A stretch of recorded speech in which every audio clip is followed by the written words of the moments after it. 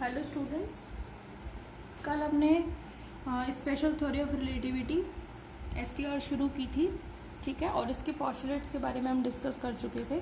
First postulate कहता है कि भाई दो अगर फ्रेम ऑफ रेफरेंस एक दूसरे के रिस्पेक्ट में मूव कर रहा है तो जो रूल्स फिजिक्स के जो है फर्स्ट फ्रेम में लग रहे हैं तो उसके रिस्पेक्ट में जो सेकंड फ्रेम है जो कांस्टेंट वेलोसिटी v से मूव कर रहा है उसमें भी वो सारे रूल्स फॉलो करेंगे। और इसी पॉस्टुलेट को हम क्या कहते हैं, प्रिंसिपल ऑफ इक्विवेलेंस यानी कि तुल्यता का सिद्धांत भी कहते हैं।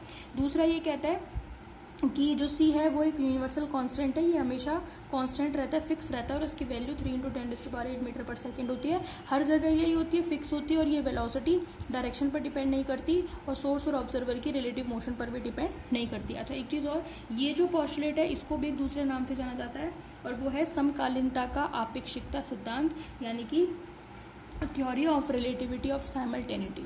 समझ में आ गई? तो हम इसको क्या बोलते हैं, दिस पॉस्टुलेट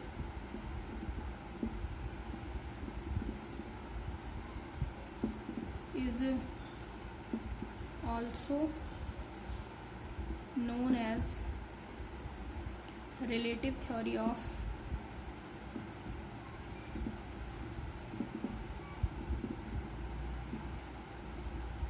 simultaneity। ठीक है, ठीक है भाई, यानी कि समकालीनता की आपेक्षिकता का सिद्धांत भी कहलाता है। तो ये दोनों पॉस्टुलेट्स हमारे कंप्लीट हो गए हैं। अब हम शुरू करेंगे लॉरेंस ट्रांसफॉर्मेशन इक्वेशन। ठीक है, तो भाई लॉरेंस ट्रांसफॉर्मेशन इक्वेशंस तो हम निकालेंगे, पर ये होती क्या है, तो आज का हमारा टॉपिक है Lorentz transformation.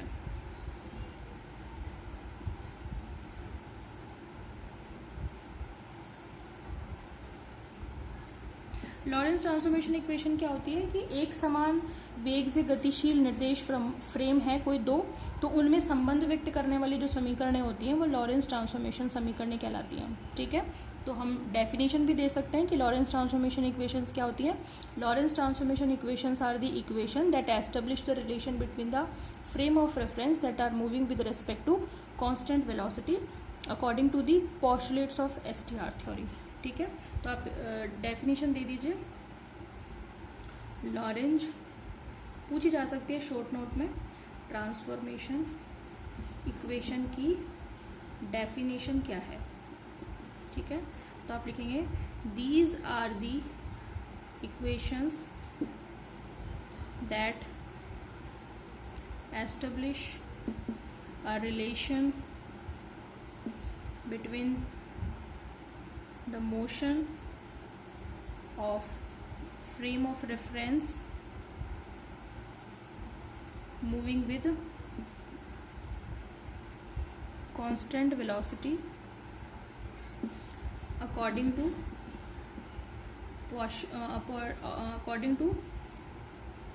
postulates of STR।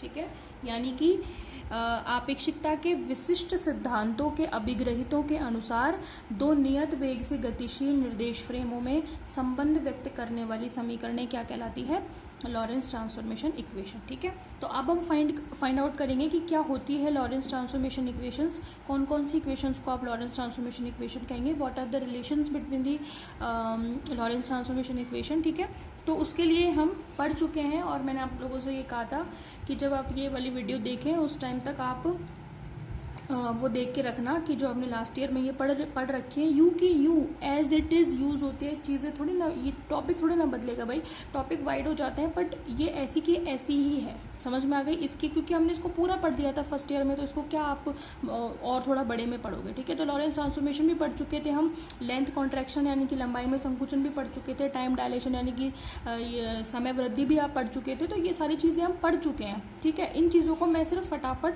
कम से कम टाइम में कोशिश करूंगी कि इनको मैं जल्दी से जल्दी इस वीडियो में या इन वीडियोस में मैं क्या कर दूं, रिपीट कर दूं। समझ में आ गए? और ये सबके नोट्स आपके पास बने बनाए हैं फर्स्ट ईयर में, तो फर्स्ट ईयर का एज इट इज़ आपको सेकंड ईयर में भी यूज़ करना है। समझ में आ गई? तो मैंने आपसे कहा था कि थोड़ा सा पढ़ के रखना, इस वीडियो को देखने से पहले वो सारा पढ़ के रखना ताकि जल्दी से समझ में आ जाए। समझ में आ गई? ठीक है, अब देखें आप लॉरेंस ट्रांसफॉर्मेशन इक्वेशंस निकली कैसे थी। ठीक है, आपको याद होगा इसके लिए लॉरेंस ने कंडीशन लेकर के चली थी, कौन कौन सी, सपोज करें दो फ्रेम ऑफ रेफरेंस है आपके पास, एक है एस फ्रेम ऑफ रेफरेंस और दूसरा है S dash frame of reference. Initially ये दोनों फ्रेम ऑफ रेफरेंस कैसे हैं, संपाती हैं एक दूसरे के, यानी कि को ओरिजिन है, यानी कि दोनों के ओरिजिन एक ही जगह पे है, या कोइंसिडेंट कह लो आप इसको, ठीक है। तो ये दो फ्रेम ऑफ रेफरेंस है एस और एस डैश। इनके कोऑर्डिनेट्स या एक्सेस जो है वो इस डायरेक्शन में होंगे, एक्स एक्स डैश सपोज कर लो, इस डायरेक्शन में हमने मान लिया सपोज करो वाई वाई डैश, है ना, और इस डायरेक्शन में जेड जेड है। दो दो क्यों दिखा रही हूँ, दैट मीन्स कि ये है तो दो ही frame of reference, but initially ये क्या है, एक दूसरे के साथ संपाती या कोइंसिडेंट है, तो दिखने में ऐसा लग रहा है कि एक ही है, समझ में आ गई। और उन दोनों के मैंने अलग अलग एक्सेस जो है वो शो कर दिए हैं, ठीक है। अब हुआ क्या कि एक लाइट का सोर्स है और वो कैसा है, पॉइंट वाइज है, और हम जानते हैं, हमने फर्स्ट ईयर में ऑप्टिक्स में आता है, हालांकि हम ऑप्टिक्स शुरू नहीं कर पाए कोरोना की वजह से, तो मैं आपको बता देती हूँ। हालांकि आपने ये चीज़ 12th में पढ़ी हुई है, 12th में आपने तरंगाग्र सिद्धांत पढ़ा हुआ है, हाइगेन का तरंगाग्र सिद्धांत पढ़ा हुआ है, और उसमें आपने तरंगाग्र के प्रकार पढ़े हुए हैं, यानी कि वेव फ्रंट पढ़े हुए हैं। कितने तरीके के होते हैं, 3 तरीके के होते हैं, और मैं क्लास में भी एक बार डिस्कस कर चुकी हूँ, ठीक है। जब मैंने फर्स्ट ईयर में ये चीज़ें पढ़ाई थी तो मैंने बता भी दिया था वहाँ पे कि वेव फ्रंट जो होते हैं वो 3 तरीके के होते हैं, spherical wave front, cylindrical wave front और प्लेनर वेव फ्रंट, ठीक है। तो अगर आपका सोर्स पॉइंट वाइज है, बिंदुवत है, गोलाकार है, तो उसका जो वेव फ्रंट होगा वो कैसा होगा, स्फेरिकल, ठीक है। हालांकि हाइगेन का तरंगाग्र सिद्धांत आपका ऑप्टिक्स में काफ़ी अच्छा आता है और काफ़ी अच्छा एलैबोरेट किया हुआ है उसमें, पर हम उसे पढ़ ही नहीं पाए। चलिए खैर, ये एक पॉइंट वाइज सोर्स है, इससे जो लाइट है यानी कि जो वेव फ्रंट निकल रहा है वो सभी दिशाओं में फैल रहा है, ठीक है। और निकल कैसा रहा है, वेव फ्रंट स्फेरिकल शेप में, ठीक है।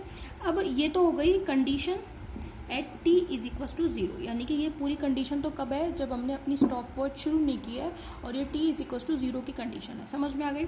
अब हुआ क्या कि किसी समय t समय के बाद, आफ्टर सम टाइम t, जो S dash frame of reference है वो मूव करने लग गया, ये एस है ना, और ये एस डैश है, ये हमारा एक्स एक्स डैश है, ये वाई डैश, ये जेड और ये जेड डैश, है ना, पैरेलली बनाना इसको, ठीक है, ये जेड डैश। हुआ क्या कि at after some time T, this frame S dash is move towards along X axis with velocity v, ठीक है। यानी कि इस एस डैश ने v वेग से एक्स एक्सिस के अनुदिश चलना शुरू कर दिया, ठीक है। इस तरीके से चलना शुरू किया कि उसके y और z एक दूसरे के पैरेलल लिए, यानी कि s और s डैश के y और y डैश जो फ्रेम ऑफ एक्सिस हैं वो क्या है, एक दूसरे के पैरेलल हैं, और x x डैश अभी भी संपाती ही है। बात समझ में आ रही, दिख रहा है आपको, ये कोइंसिडेंट है, अभी भी कोइंसिडेंट है, समझ में आ गई, स्थिति समझ में आ गई आपको। तो जब कोई प्रेक्षक या तो यहाँ पे खड़ा हुआ है, प्रेक्षक मतलब ऑब्जर्वर, उसको क्या दिखेगा कि एस डैश मूव कर रहा है, समझ में आ गई। पर अगर एक ऑब्जर्वर यहाँ खड़ा हुआ है ओरिजिन ओ डैश पर, तो उसको क्या दिखेगा, उसको ये दिखेगा कि मैं नहीं मूव कर रहा, बल्कि कौन मूव कर रहा है, एस मूव कर रहा है, कहाँ पे, माइनस वी वेग से, किस दिशा में, माइनस एक्स दिशा में। ये सारी चीजें फर्स्ट ईयर में आप पढ़ चुके हैं, समझ में आ गई। मैंने आपको बताया था कि किस तरीके से दो चीजों के बीच की रिलेटिव मोशन होती है। रिलेटिव मोशन में कंफ्यूजन हो तो फटाफट से वो इंसिडेंट याद कर लिया करो, प्लेटफॉर्म और ट्रेन वाला, समझ में आ गई। आप ट्रेन में बैठे हुए हो तो आपको बाकी सारे यात्री कैसे नजर आ रहे हैं, तो वो नजर आ रहे हैं आपको स्टेबल, यानी कि आपकी तरह रुके हुए हैं वो भी। तो आपके रेस्पेक्ट में अगर ट्रेन चल भी रही है तो बाकी सारे के सारे जो भी यात्री हैं वो क्या है, रुके हुए हैं, समझ में आ गई, रेस्ट पोजिशन में। जो बंदा प्लेटफॉर्म पे खड़ा हुआ है उसके रेस्पेक्ट में आप एक पर्टिकुलर डायरेक्शन में जा रहे हैं, और अगर आप बाहर देख रहे हो प्लेटफॉर्म में तो उसके अकॉर्डिंग प्लेटफॉर्म पर खड़ा हुआ बंदा अपोजिट डायरेक्शन में जा रहा है। तो हम 3 अलग अलग इंसिडेंट्स हैं, नो इंसिडेंट सेम है बट ऑब्जर्वेशंस अलग अलग है, 3 अलग अलग फ्रेम ऑफ रेफरेंसेस में, ये हम पहले से जानते हैं, ये रिलेटिव मोशन होती है, ठीक है। अब जब दोनों बंदे अलग अलग जगहों पे खड़े हुए होंगे ओ और ओ डैश पर, तो दोनों के क्या क्या ऑब्जर्वेशन होंगे वो आप सभी को मैंने बताया, ठीक है। अब आप ये देखिए कि जो यहाँ पे कोई पॉइंट है P, ठीक है, कौन सा पॉइंट है, P, जिसके कोऑर्डिनेट्स क्या क्या हैं, एक्स वाई जेड और टी, यानी कि चौथा जो कोऑर्डिनेट है वो टाइम कोऑर्डिनेट है। इसी यूनिट में मैं आपको बताऊंगी कि ये टाइम कोऑर्डिनेट भी एक 4th कोऑर्डिनेट होता है, और जब इसको इंक्लूड कर लिया जाता है स्पेस में तो हम उसको बोलते हैं जगत आकाश या फिर वर्ल्ड स्पेस बोलते हैं, समझ में आ गई? पढ़ेंगे हम इसी मतलब इस टॉपिक के जस्ट बाद वाला टॉपिक वही है, ठीक है। तो यहाँ पे 4 कोऑर्डिनेट यूज करते हैं अपन, एक्स वाई जेड और टी, चौथा है टाइम कोऑर्डिनेट, ठीक है। ठीक है भाई, अब देखें आप ये तो हो गया एस फ्रेम ऑफ रेफरेंस के रेस्पेक्ट में, और एस डैश के रेस्पेक्ट में इस पॉइंट पी के कोऑर्डिनेट्स क्या क्या होंगे, X dash, Y dash, Z dash और टाइम टी डैश। अब ये टी और टी डैश क्या है? टी और टी डैश जो है वो समय है इस वेव फ्रंट के कहाँ पहुंचने में लगा समय है, बिंदु पी पर, ठीक है। और एक वेव फ्रंट यहां से भी जाएगा, समझ में आ गई? तो ये हो गए आपके वेव फ्रंट जो आपको दिख रहे होंगे, ठीक है। एक तो है ओपी और एक है ओ डैश पी, क्योंकि सोर्स तो हमारा अभी भी यहाँ रखा हुआ है ना। वो ठीक है कि भाई एस डैश जब मूव करना शुरू करते तो सोर्स भी 2 पार्ट्स में डिवाइड हो गया, एक यहाँ आ गया, एक यहाँ आ गया। तो किसी टाइम टी में ओ से जो वेव फ्रंट होगा वो पी पर पहुंचेगा, और किसी टाइम टी डैश में ओ डैश से जो वेव फ्रंट है वो कहाँ पहुंचेगा, पी पर पहुंचेगा। तो समय दोनों में अलग अलग लग रहा है क्योंकि डिस्टेंस अलग अलग है। ऑब्वियस सी बात है, ये डिस्टेंस अलग है और ये डिस्टेंस अलग है, यानी कि ओपी और ओ डैश पी दोनों डिस्टेंसेस अलग अलग हैं, ठीक है। तो टाइम भी अलग अलग होगा। तो हम फाइंड आउट करेंगे कि कितना टाइम लगेगा, यानी कि टी कितना होगा और टी डैश कितना होगा, वो हम फाइंड आउट करेंगे, ठीक है। देखिए, तो हम क्या लिखेंगे, देयरफॉर सारा आप लिख लेना इसको और समझा देना कि क्या क्या मतलब दोनों बता देना, और दोनों का जो भी डिस्क्रिप्शन देना है वो सब कर रखा है आपने, ठीक है। Therefore the time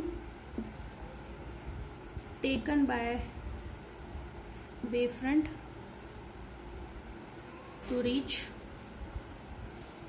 at point P from origin O, ठीक है। तो समय कितना होगा, T, भाई यहाँ से यहाँ तक जाने में जो समय लग रहा है वो T ही तो है, ठीक है। OP यानी कि S फ्रेम के रेस्पेक्ट में जो समय है वो T है। वो समय क्या होता है, दूरी बटा चाल। दूरी कितनी, डिस्टेंस कितनी चल रहा है, OP। चाल कितनी, वेग जो लाइट है वो तो वेलोसिटी ऑफ लाइट से चलेगी, यानी कि C से। बात समझ में आ गई? ओपी कितना कैसे निकालोगे आप, 2 कोऑर्डिनेट्स हैं, इसके कोऑर्डिनेट 0 0 0 है और इसके कोऑर्डिनेट है एक्स वाई जेड। चौथा तो हमने टाइम का ऐसे दिखा दिया, ठीक है। तो जो डिस्टेंस होगी दोनों के बीच की वो आप कैसे निकालते हो, √x2 - x1 का होल स्क्वायर, y2 - y1 का, है ना। तो क्या हो जाएगा, x² + y² + z², ठीक है। और नीचे कितना, c तो c है, समझ में आ गई, ठीक है। √x - 0 का स्क्वायर + y - 0 का स्क्वायर, ठीक है भाई। अच्छा, अब यहाँ से मेरे पास जो है इक्वेशन आ जाती है x² + y² + z² - c² t² = 0। ये मेरी इक्वेशन नंबर 1 हो जाती है। सिमिलरली मैं इक्वेशन नंबर 2 फाइंड आउट कर सकती हूँ। वो क्या होगी, that will be the time taken by the wave front to reach at point P, ठीक है, फ्रॉम O डैश, ठीक है। तो आप क्या लिखेंगे, similarly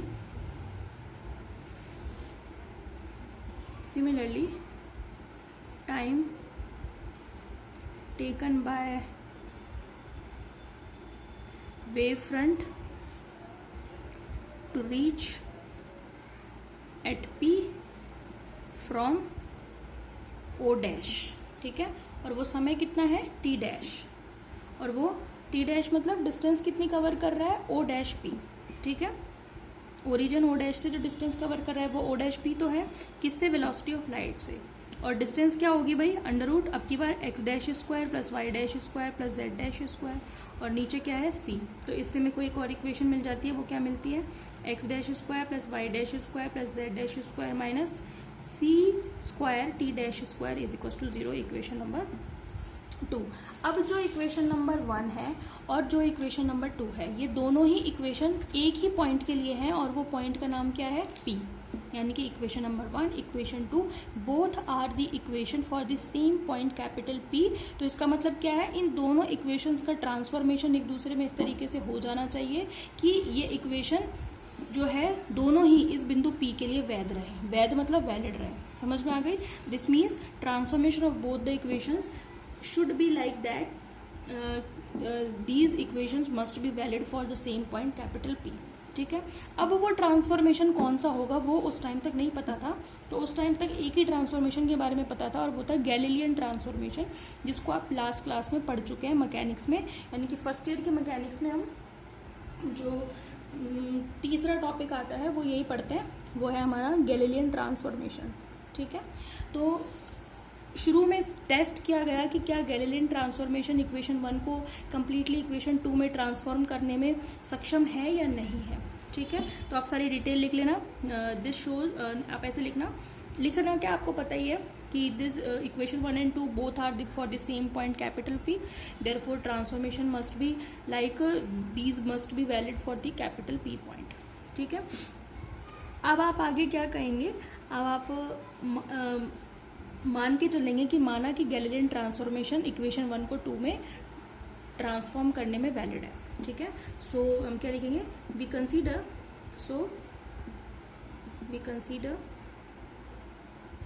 the Galilean transformation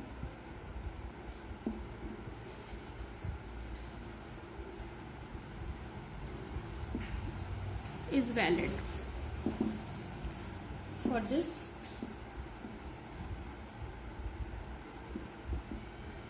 condition. ठीक है, अब वो चेक करने का काम आपका है, मैं नहीं बता रही कि किस तरीके से गैलीलियन ने इसको चेक किया था, गैलीलियन ट्रांसफॉर्मेशन क्यों वैलिड नहीं है, वो सारी बातें हम जानते हैं, वो मैं नहीं बता रही हूँ। समझ में आ गई? तो आपका होमवर्क ये पता लगाना कि what is the Galilean transformation equation और क्यों गैलीलियन ट्रांसफॉर्मेशन इक्वेशन इस इंसिडेंट के लिए इनवैलिड हो जाती है। समझ में आ गई? और फिर कल हम लॉरेंस ट्रांसफॉर्मेशन इक्वेशंस को डिराइव करेंगे। मान के चलेंगे कि माना ये इक्वेशंस ये है, लॉरेंस ट्रांसफॉर्मेशन इक्वेशन ये है, फिर उसमें 4 कांस्टेंट आते हैं, आपको याद होगा, अल्फा, बीटा, गामा और डेल्टा। इनकी वैल्यूज फाइंड आउट करेंगे और रख देंगे, हमारे पास इक्वेशंस आ जाएंगे। ठीक है, ओके, थैंक यू।